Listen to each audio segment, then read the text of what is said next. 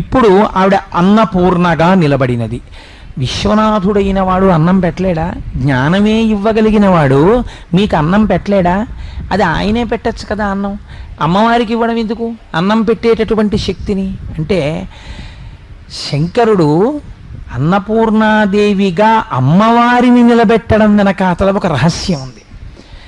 తండ్రి బిడ్డడి యొక్క ఆకలిని తెలుసుకోవచ్చు, తెలుసుకోకపోవచ్చు. ఎందుకనంటే ఇది సృష్టిలో మీకు అందరికీ తెలుసున్న రహస్యమే.